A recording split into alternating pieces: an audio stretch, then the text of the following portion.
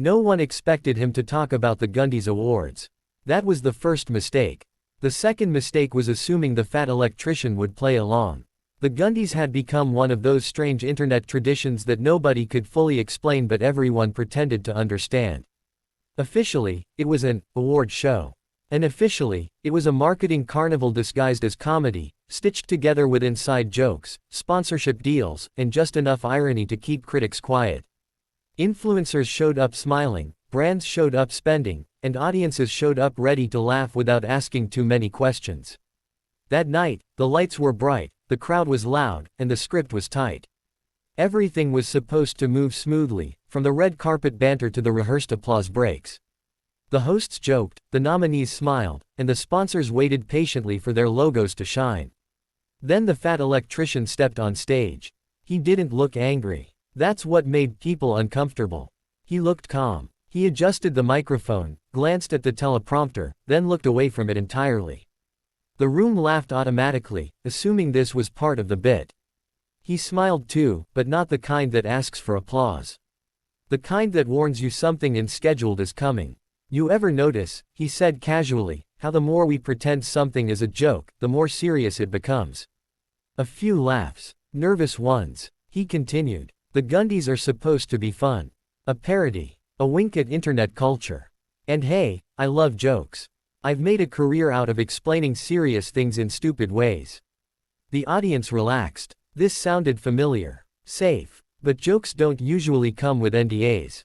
The laughter thinned. Or pre-approved winners. Silence slipped into the room like a draft under a closed door. He wasn't yelling. He wasn't accusing anyone directly. He was just talking, slowly, methodically, like someone explaining a wiring diagram while pointing out where the sparks kept flying. He talked about how creators were invited, not nominated. How brands quietly influenced categories. How fan voting was filtered, massaged, and sometimes ignored when it didn't align with sponsor expectations. No one here is evil, he said, holding up a hand as if to stop imaginary objections. That's the funny part. This isn't a villain story.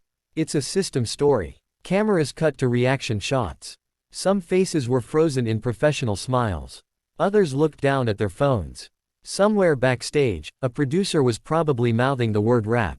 But he didn't. He talked about authenticity, how the internet once rewarded people for being weird, honest, and unsellable. How award shows like this were built to celebrate that chaos but slowly sanded off the edges until everything fit neatly into sponsor-friendly boxes. You don't kill creativity by banning it, he said. You kill it by rewarding a safer version until everyone forgets what risky looked like. The crowd wasn't booing. That was the problem. They were listening. He told a story about a small creator who didn't get invited because they were hard to market.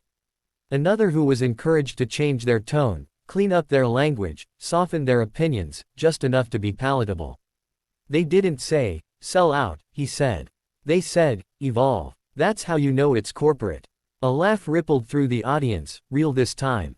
Uncomfortable, but real. He never named names. He didn't need to. Anyone who'd spent more than 5 minutes online knew the pattern. Awards that started as jokes became brands.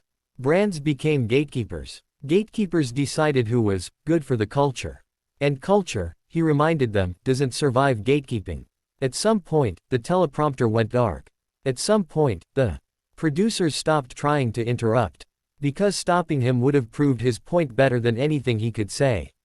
He wrapped it up the same way he began, calm, almost friendly. If the Gundies are just a joke, he said, then don't take this seriously. Pause. But if they matter, then maybe they should earn it. He handed the microphone back like he was returning borrowed tools. No mic drop. No dramatic exit. Just a man walking off stage while an entire room tried to decide whether they'd just witnessed comedy, criticism, or something much worse, honesty. By the next morning, clips were everywhere. Some called it brave. Some called it disrespectful. Some insisted it was scripted. Others noticed how quickly certain clips disappeared.